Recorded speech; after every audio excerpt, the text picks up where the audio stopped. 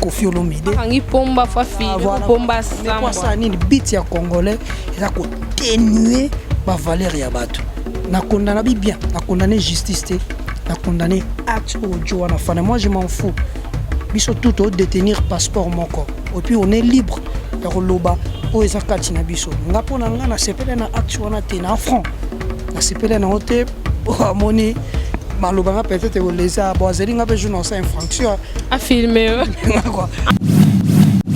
En tout cas franchement ko filmer mutu eza mabe normalement parce que tant déjà aussi beau kangi bo tchena kata carbo kende wa boke parquet ngote so yongo laksa biso pona nini ke bi yongo laksa biso pona ke yo meme parquet to ça non to ça ina besoin na ngoti falo mema mutu na justice o memie bo sambisie ceux qui are coupable bo condamné mais yo zo pour l'accepter batunike yo kanga batu so ndio yo momindi mate kwa mbila.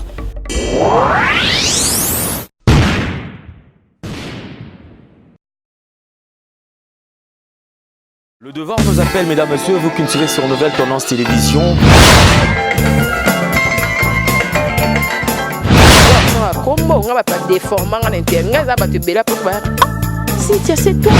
Avantage de la spiritualité, que la spiritualité est tant qu'ils allaient pouvoir absolu.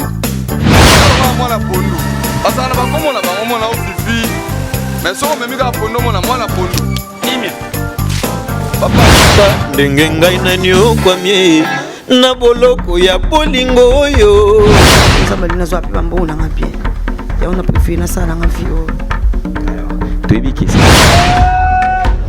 accepte de porter cette bague que je place à ton doigt.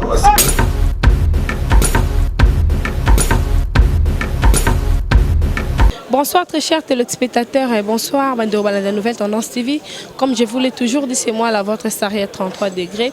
Vous savez bengi biso rande to mesana donc toza lelo na Willery donc ba na poto de partout ba na kin o ba la poto ba yebi place toza na Willery na rampo Willery wana place de rona biso artiste na biso to linga minga travailler wana depuis ki pomba niance to betane masolo to solane par rapport à album na biso. Donc stabilité, donc voilà, stabilité, tout bête à ma sona depuis qu'on nuance. Maman qui est nini, ils ont évolué comment?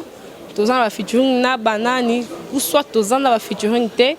Avant de commencer, je profite de l'occasion pour saluer Mams P Moïdi, ma grande sœur chérie, donc Kadette Boka où il y a Palais, il y a Kati, donc voilà. Et mes parents français. Donc bonsoir Pomba Nuance. Ouais, bonsoir. Bonne santé papa. Ouais, en tout cas santé vraiment ça va quoi. Ça va mais malgré tout notre la maman maladie belé mais c'est bon. Santé ça va. Ouais. Bonne va sans orchestre la biso. En tout cas mouvement c'est bon, tout travailler en tout cas tout le caractère peut ça les meilleurs de nous. Alors moi toujours à peine attendre surtout bandara 15h 22h.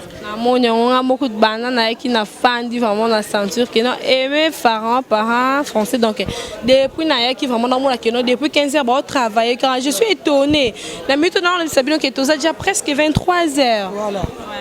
Donc mon ito sala bongo faut travailler mon congolais pour nous convaincre et ali pendant ngoubaté. Bon toi biké congolais après ça me touche chance donc à tout salinde une fois on a ba preuve et on a tout retourner à tout ça la ba preuve.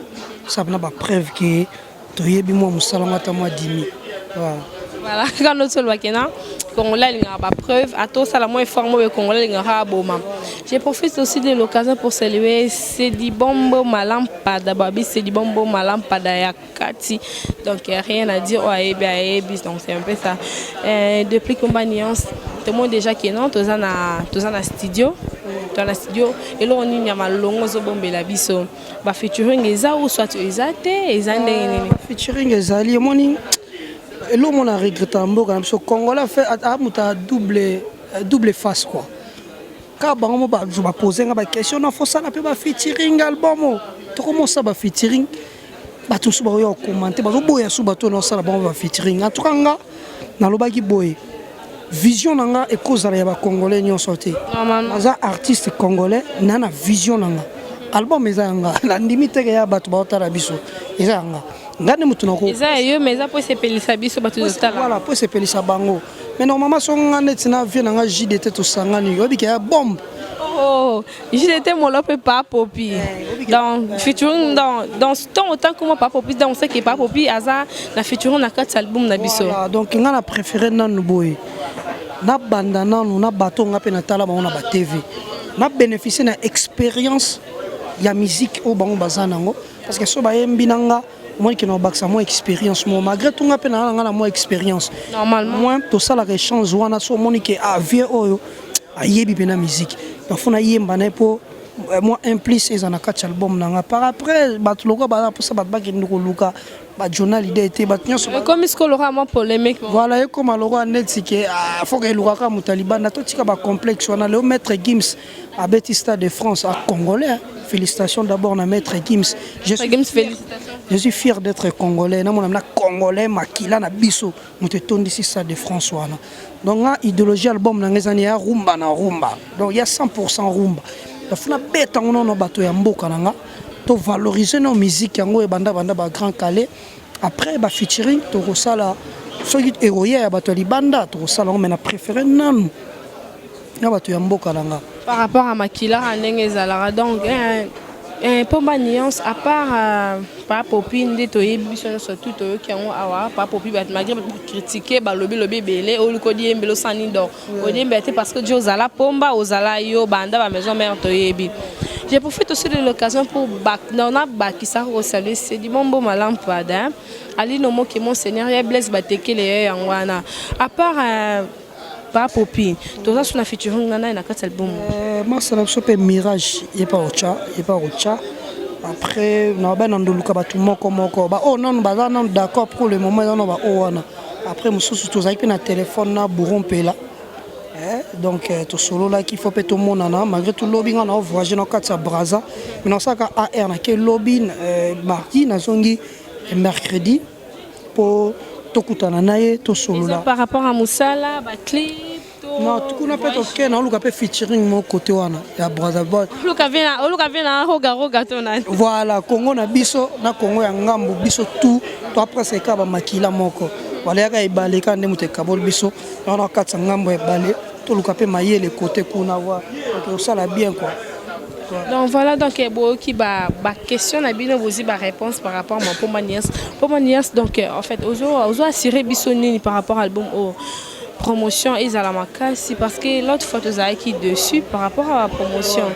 Au betela bisoto l'autre par rapport à producteur numéro qui on a. Mais c'est là non mas.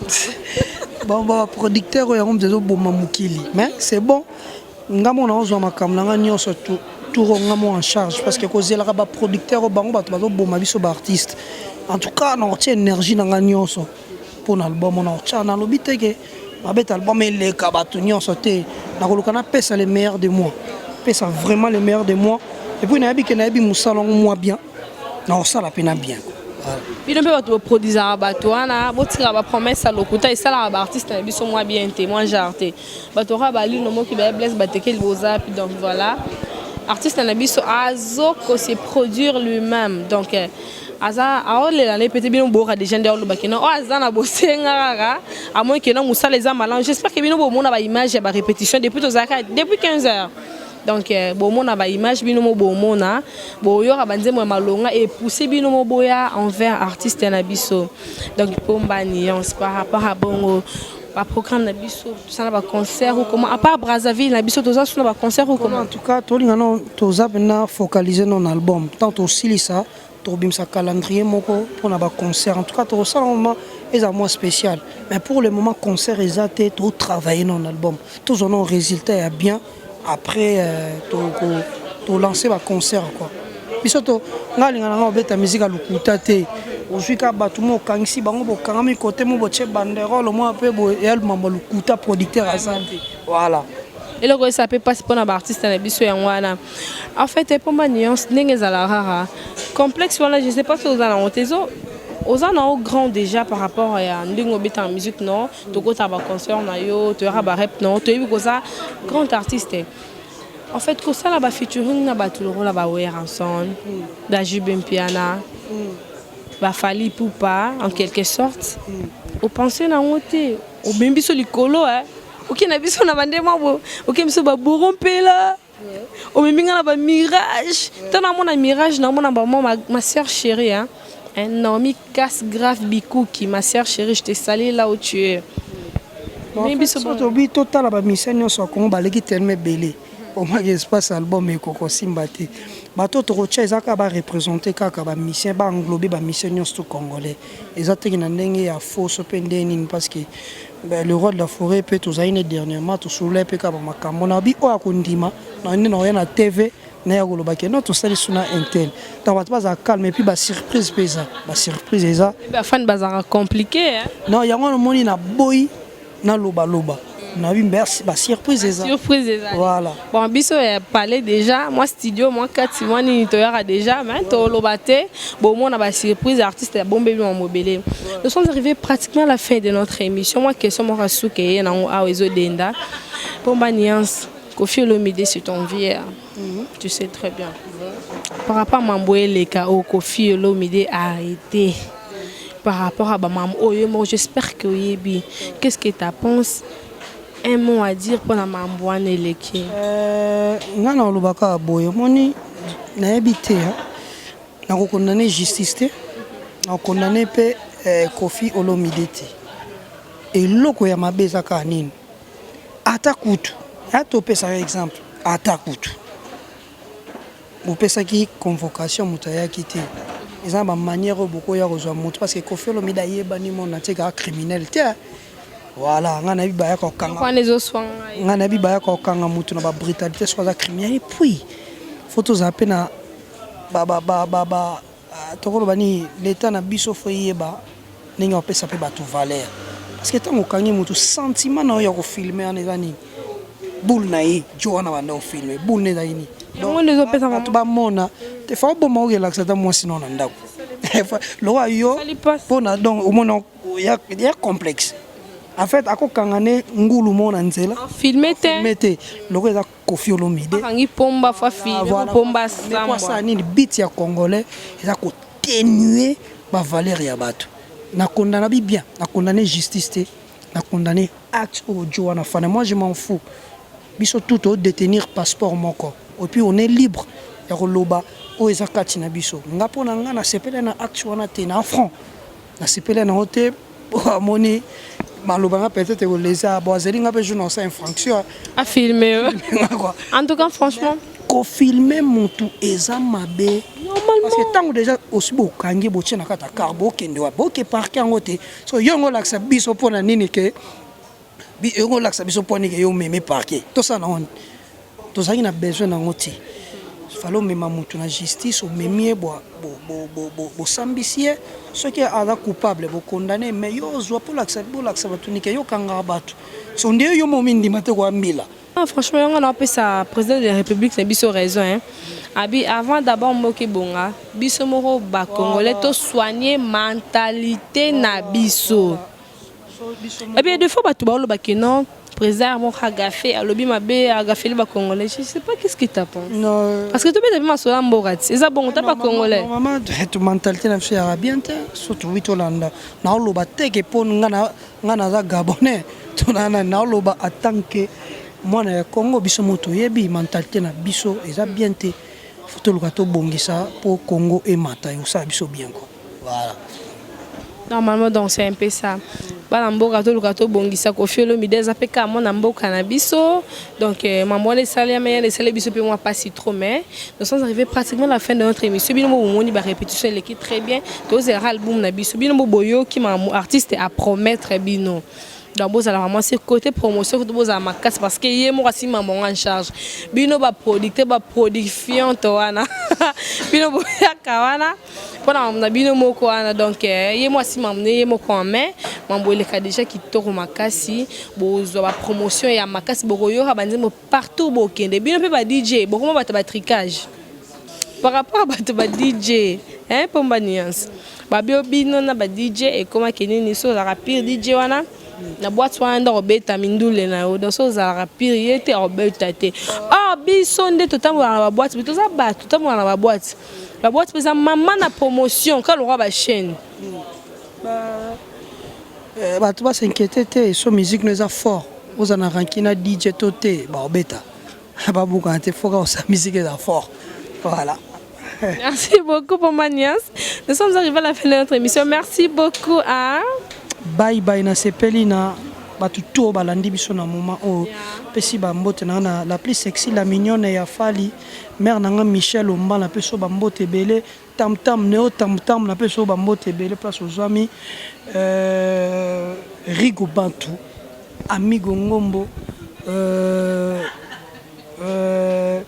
Sibo c'est Sadilwa Alubo Star Bambote na no place aux amis merci beaucoup na sepeli taka ba fatigue belé lobby photo katisa faut d'ailleurs effacer par rapport à boulot. Voilà. Bon, on va producteur boya te pomba bien mobimba. Tout ça bisomo c'est bon déjà.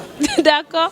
Voilà, donc nous sommes arrivés à la fin de notre émission et là je dis un grand merci à Jéré c'est ça là, Jéré c'est ça là donc il fallait Alidor Louye et Alidor Louye donc on a vraiment un grand merci à Alain Delay. Et à Janice Tachunga pour toi, on a vraiment une nouvelle tendance TV. Un grand merci encore à Ali Nomo qui est mon seigneur. Il y a Blaise Batekele. Donc on a vraiment parlé à Cathy, Bavier, Bayaya, Kandengeza. Vraiment. Un grand merci à Nadège Chacha Kitano. Un grand merci à ma confrère et ma concert dans surtout Amiral Chamala. Pour Pete Lucia Fouambou. Pour Pete Lucia Fouambou.